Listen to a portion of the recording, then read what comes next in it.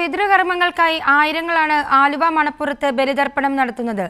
ആലുവ ടൗണിലും പരിസരങ്ങളിലും പോലീസ് വലിയ രീതിയിലുള്ള ഗതാഗത നിയന്ത്രണങ്ങൾ ഏർപ്പെടുത്തിയിട്ടുണ്ട്. പെരിയാറിലെ ജലനിരപ്പ് താഴ്ന്നതിനാൽ കാലാവസ്ഥ ബലിതർപ്പണത്തിന് വെല്ലുവിളിയാകില്ല. കഴിഞ്ഞ ദിവസം രാത്രി മുതൽ തന്നെ ആലുവ മണപ്പുറം മഹാദേവ ക്ഷേത്രത്തിലേക്ക് ഭക്തരുടെ തിരക്ക് അനുഭവപ്പെട്ടു. പുലർച്ചെ 3 മണി മുതൽ കർക്കിടക വാവുബലി തർപ്പണം ആരംഭിച്ചു.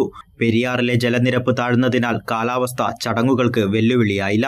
ഭക്തരുടെ തിരക്ക് കണക്കിലെടുത്ത് വലിയ രീതിയിലുള്ള ഗതാഗത നിയന്ത്രണങ്ങളാണ് ഏർപ്പെടുത്തിയിരിക്കുന്നത്. സുരക്ഷാ ക്രമീകരണങ്ങളുടെ ഭാഗമായിട്ട് പ്രത്യേകിച്ച് ഇപ്പോഴത്തെ ക്ലൈമറ്റിക് കണ്ടീഷൻസ് കണക്കിലെടുത്തുകൊണ്ട് ഡാം തുറന്നുകൂടുക, അതോ ഡാമിൽ നിന്ന് വെള്ളം കൂടുതലാണെങ്കിൽ ഉണ്ടാകാവുന്ന പ്രശ്നങ്ങൾ അത് അഭിമുഖീകരിക്കുന്നതിന് വേണ്ട ഡൈവേഴ്സ്, ബോട്ട് സംവിധാനം, അതുപോലെ തന്നെ ട്രാഫിക്കോട് ബന്ധപ്പെട്ട് ട്രാഫിക് ക്രമീകരണങ്ങൾ ഏർപ്പെടുത്തേണ്ട കാര്യങ്ങളെ സംബന്ധിച്ച കാര്യങ്ങൾ, അതുപോലെ തന്നെ ഇതിൽ പങ്കെടുക്കുന്ന ആളുകളുടെ മറ്റ് സൗകര്യങ്ങൾ, ബയോ ടോയ്ലറ്റ് സംവിധാനങ്ങൾ, അതുപോലെ തന്നെ അവരുടെ ഭക്ഷണ ക്രമീകരണങ്ങൾ, ഇത്തരം കാര്യങ്ങൾക്കൊക്കെ ബന്ധപ്പെട്ട വകുപ്പുകളുമായി ബന്ധപ്പെട്ട് അതുപോലെ തന്നെ ബന്ധപ്പെട്ട സംഘടനകളുമായി സഹകരിച്ചുകൊണ്ട് എല്ലാവിധ സാഹചര്യങ്ങളും ഒരുക്കി കൊടുത്തിട്ടുണ്ട്.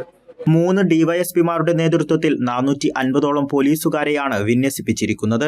25ഓളം ഫയർ ഓഫീസർമാരെയും അധികമായി നിയോഗിച്ചിട്ടുണ്ട്. KSRTC അധിക സർവീസ് നടത്തും. ആലുവ ജില്ലാ ആശുപത്രിയിൽ നിന്നുമുള്ള പ്രത്യേക മെഡിക്കൽ സംഘം മണപ്പുറത്ത് ക്യാമ്പ് ചെയ്യും. കൊച്ചി മെട്രോയും അധിക സർവീസുകൾ ഏർപ്പെടുത്തിയിട്ടുണ്ട്.